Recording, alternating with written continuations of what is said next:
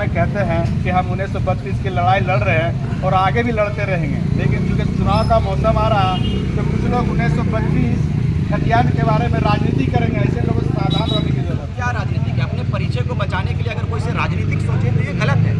हमने कभी भी शुरुआत में भी आपने सुना होगा, पत्रकार बंधु और तमाम लोगों ने कवर करने का काम किया। हमने कभी भी ये घोषणा नहीं किया था कि हम लोग नेता बनेंगे। हमने कहा था कि माई माटी खतरे में आएगी, युवा झारखंड के युवा बाहर आएंगे, झारखंड की बेटियां बाहर आएंगी, हमारी माएँ बाहर आएंगी और अपने अधिकार पर बात करेगी। अपने अधिकारों का हनन होता हमारे राज्य के माएँ बहनें, हमारे युवा नहीं देख सकते हैं। माननीय मुख्यमंत्री साहब पूछिए कि जब हम लोगों ने आंदोलन की शुरुआत किया था नगेन मोड़ से, 3 लाख की भीड़ को हम लोगों ने एकत्रित किया और एक बड़ा जनसैलाब दिखलाने का काम किया था। माननीय मुख्यमंत्री महोदय ने सदन से पहले कहा था कि ये संवैधानिक नहीं है, इससे हमारी व्यवस्था गड़बड़ हो सकती है, ये हम 1932 नहीं लाएंगे। जब हमारी आंदोलन तीव्र हुई, हमारे आंदोलन भार हुआ, उस समय कहा गया हेमंत सोरेन के द्वारा कि 1932 ये हमारी पहचान है, हमारी पहचान 1932 का खतियान कैसे लिया, झारखंड लड़के लिया, झारखंड के नारों को उसने अपने मुख से कहा है। तो ये आंदोलन का परिचय है, ये आंदोलन का बदलाव है।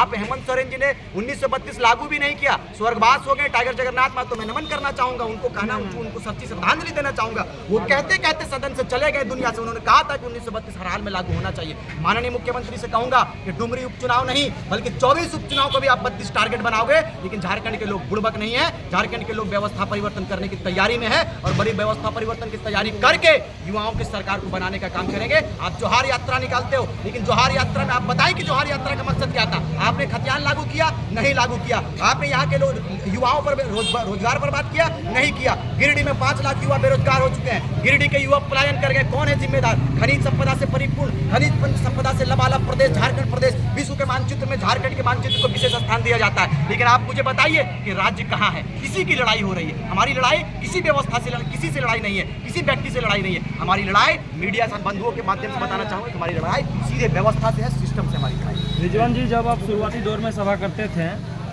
उस समय काफ़ी भीड़ उमड़ती थी, लोग आपको चाहते थे, लेकिन जब से JKM बना है तब से कुछ लोग ये कह रहे हैं कि रिजवान सिर्फ एक अच्छा वक्ता है, क्रांतिकारी और लीडर नहीं। क्या कहेंगे? क्रांतिकारी की परिचय उनसे पूछिएगा, जो ये सवाल करते हैं उनसे पूछिएगा कि क्रांतिकारी का परिभाषा क्या होता है। क्रांतिकारी का परिभाषा लड़ाई होता है, क्रांतिकारी का परिचय होता है उनका व्यवस्था।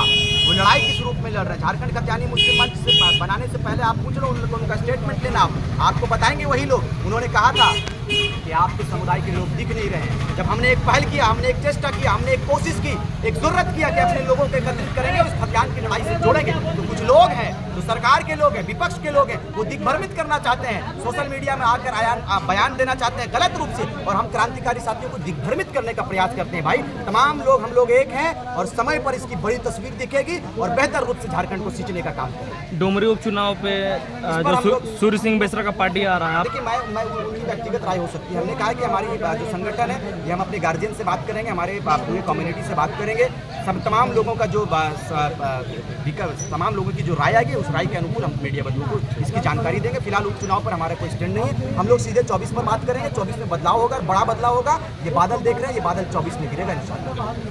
धन्यवाद।